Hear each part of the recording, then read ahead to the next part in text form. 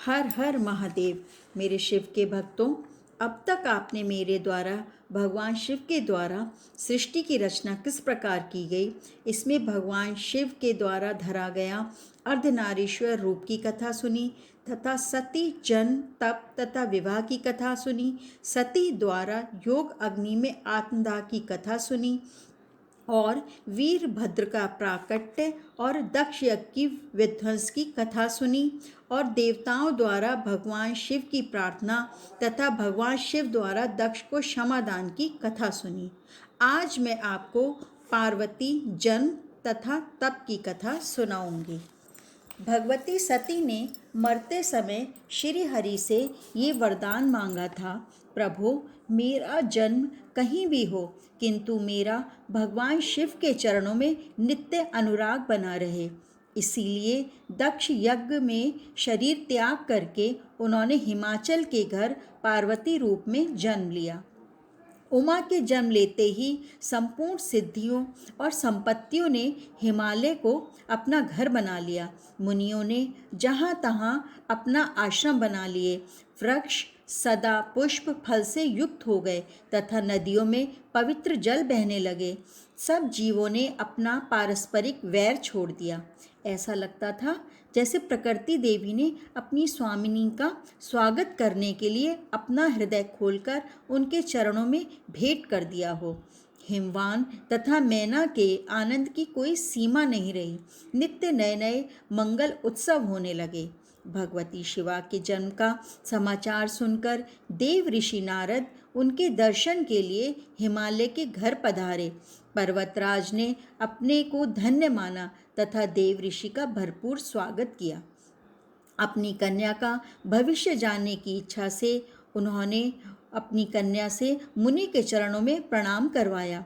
उसके बाद उन्होंने हाथ जोड़कर कहा, मुनिवर आप भूत वर्तमान और भविष्य के ज्ञाता हैं, अतः आप हृदय में विचार कर इस कन्या के दोष और गुण बताइए। देव ऋषि नारद ने कहा, गिरिराज तुम्हारी कन्या संपूर्ण गुणों की खान तथा शुभ लक्षणों से युक्त है। ये अपने पति को अत्यंत ही प्रिय होगी। इसका सुहाग सदा अचल होगा तथा ये माता पिता का यश बढ़ाएगी। इसका नाम उमा होगा। अब इसमें जो दो चार अवगुण हैं उन्हें भी सुन लो। इसे मानहानि, माता पिता विहीन, नग्न तथा अमंगल वेश वाला पति मिलेगा।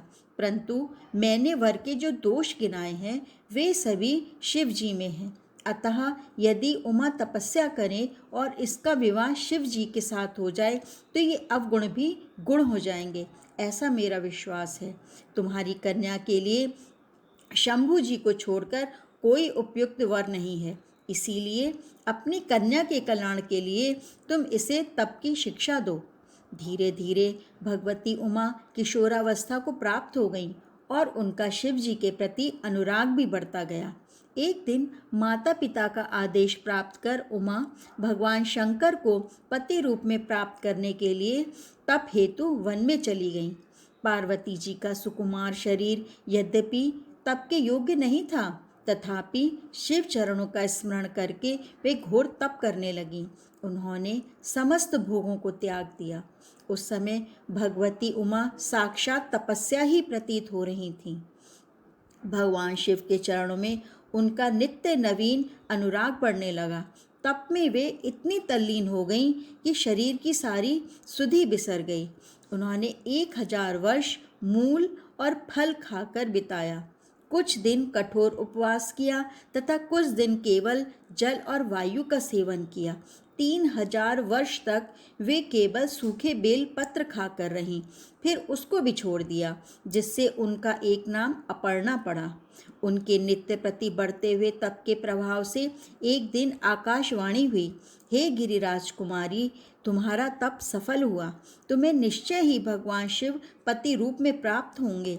इतना कठोर तप करने वाला विश्व में आज तक कोई पैदा नहीं हुआ। जब तुम्हारे पिताजी तुम्हें बुलाने आवें तब घर चली जाना, और जब तुम्हें सप्त ऋषि मिलें तब इस वाणी को सत्य समझना। आकाशवाणी सुनकर पार्वती जी परम प्रसन्न हुई। भगवान शिव मिलेंगे ये सोचकर उनका रोम रोम पुलकित हो गया। ओम नमः शिवाय। मेरे प्रभु के भक्तों, कल मैं आपको कामदहन की कथा सुनाऊंगी। हर हर महादेव।